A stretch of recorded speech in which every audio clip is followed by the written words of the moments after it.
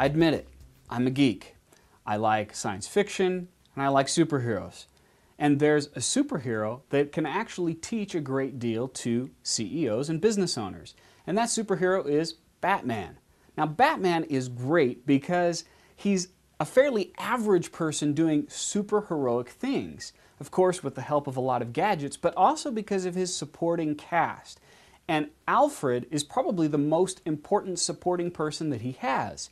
Alfred is the person back at home making sure that everything is organized and orderly and that Batman has all the resources that he needs to be successful both as a superhero and as Bruce Wayne.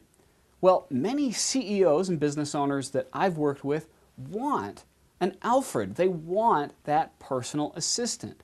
Unfortunately, they also make a lot of mistakes when it comes to hiring a personal assistant and putting them into practice. So I'm going to provide 4 tips, 4 things that I've learned in working with CEOs to help you get a successful assistant and a successful Alfred. So number 1 is decide what you really need. Do you really need a personal assistant or do you need an employee? Personal assistants are dedicated to you 100%. Their job is to help you and no one else. If you need someone to focus on a specific part of your business, then what you really need is an employee or maybe even a contractor.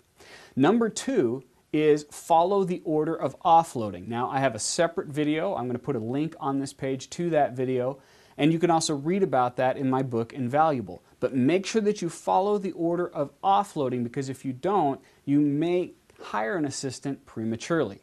Number 3 is document the position.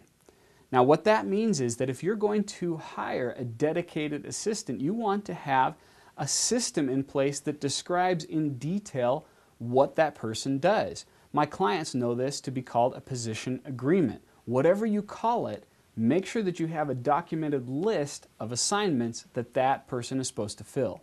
And then number 4 is follow the 75% rule.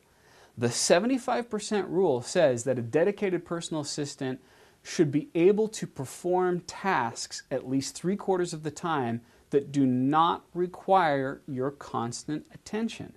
A lot of times, business owners will hire an assistant with the idea that they're just going to delegate lots of odd jobs to them. Instead, you want to have a series of recurring tasks such as scheduling, research, whatever it is. They need to have a regular system so that you don't have the burden of feeling like you need to keep them busy. And they don't have the burden of feeling like they need to ask you for what to do.